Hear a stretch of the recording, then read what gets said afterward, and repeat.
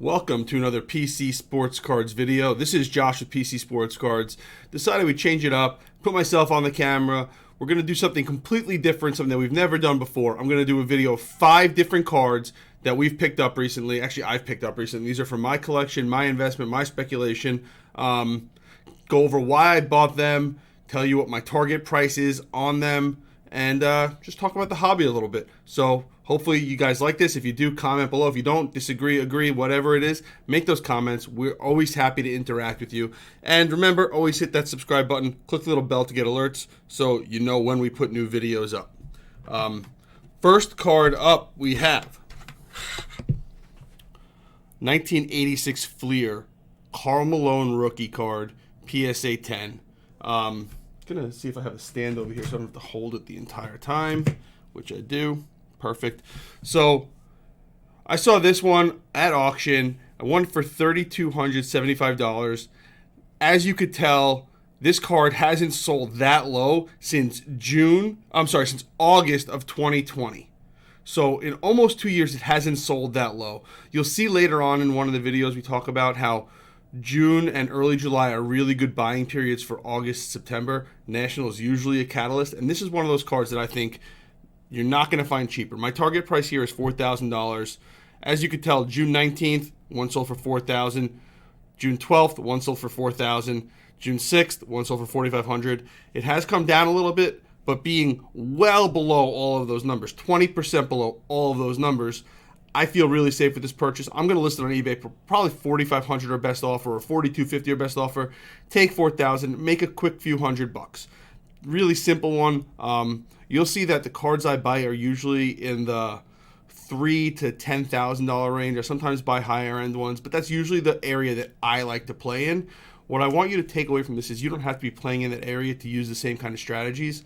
Look for the cards that fit your budget, that have the same types of rarity and the same type of collectability as some of these cards that might be not as expensive as this one. So that's card number 1. Really simple one there. I think that was just a good buy price, and I'm going to make quick money on it. Card number 2, we have a Upper Deck Black Diamond Brady PSA 10. Bought this card for $45.12. Just so you guys know, I also picked one up for $5,800 about 2 or 3 months ago. So I'm big on this card. I think it's a $5,500 to $6,000 card.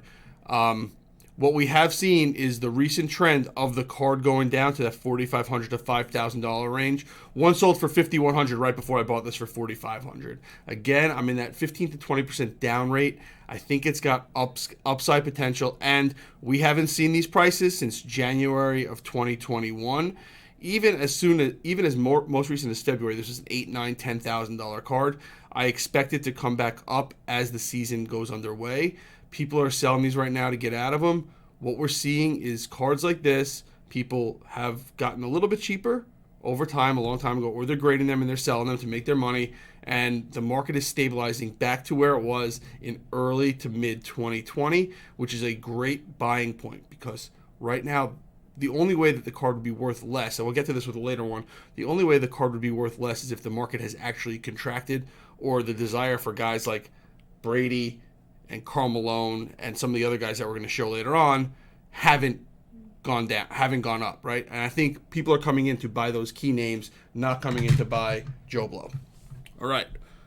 Number 3, we got a Mookie Betts Bowman Chrome Auto. So my goal with this one is to cross it to a PSA 10. I know it has 9 centering. I'm going to crack it out. The centering is not great on it. We see that. But it's good top to bottom and not good left to right. But the problem with centering is when it's bad both ways. So cracking this out, has a strong corner grade, has a strong surface grade. I don't see any issues when I review the card.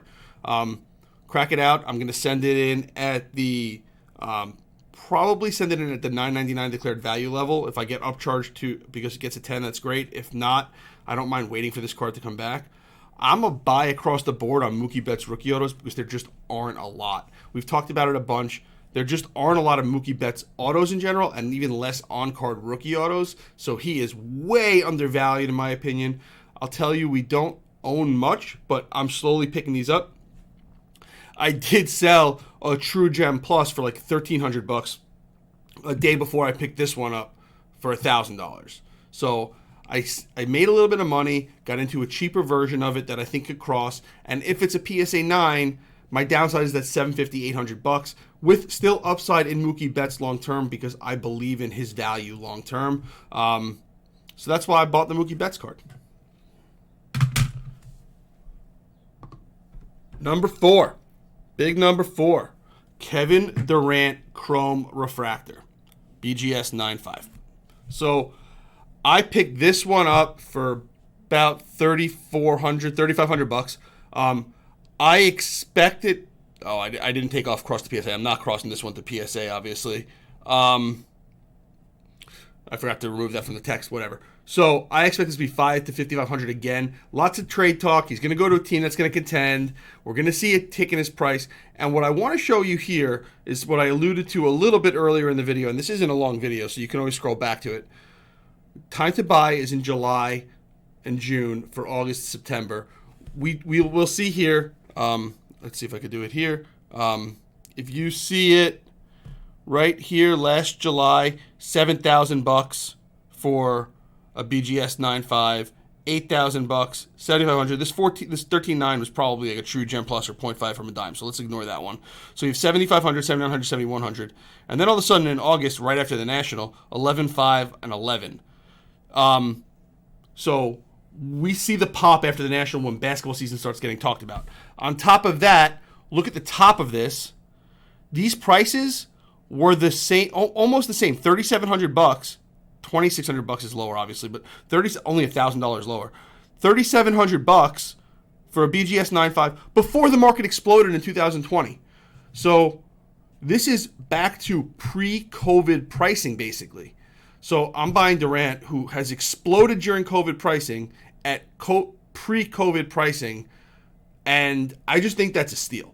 I think there's a lot of upside. I think this is a $5,000, $6,000, $7,000 card. I bought one at $7,000 a couple months ago. Bought this to dollar cost average. Just so you guys know, if you don't know what dollar cost averaging is, it's when you buy cards to lower your cost in the original one or raise your cost because you think it's going to go up even more. So if I bought one for $7,000, then I bought one for $3,500, I'm into both for $10,500. It means I'm into each one for $5,250. So I averaged my price down. So now if I sell them for $5,500, I make profit on everything instead of having to wait for it to come back to $8,000, $9,000, $10,000 to make money on the $7,000 one. It's a strategy that a lot of investors use. We use it a lot. And this is a perfect example of us dollar cost averaging. So is the Brady UD Diamond. They're cards we believe in. They're cards we think are going to go up in value. And if we think we have an opportunity to get them cheaper, we do it. So that is the fourth one. We also, for what it's worth, we bought, where is it? It's not up here. Oh, that's the 9.5. We bought a BGS 10 of the same exact card for $19,000, and then another one for $15,000. So dollar cost average to $17,000, and I think that's a $30,000 card because that's what it was before COVID. So I'm big on Durant right now. I think he's going to go up a lot. Last but certainly not least, Tatis. He's injured. I know he's injured. I think the market believes in Tatis. I think that he will go up in value again. And another one that I bought this card for $7,000. I'm not crossing this with the PSA either. I forgot that text was on there. I think it's a $10,000 card. Another one that I'm buying in at the prices in the beginning of COVID. Like, there was no baseball being played when this card was $7,000 last time. $8,000. There was no sport. There were no sports being played.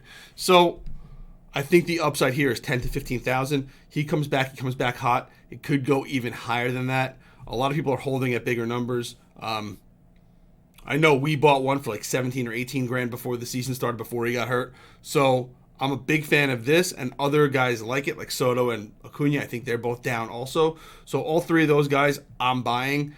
I think Betts is an even better deal. But you got to spread it out sometimes. You can't just put all your eggs in one basket. At least I don't do that. So I hope you guys like this video.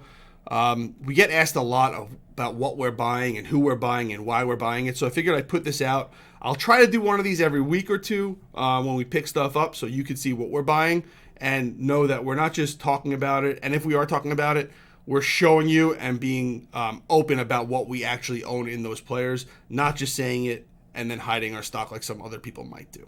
So thank you guys so much for watching, and I look forward to putting out more videos and having some good interaction with this one.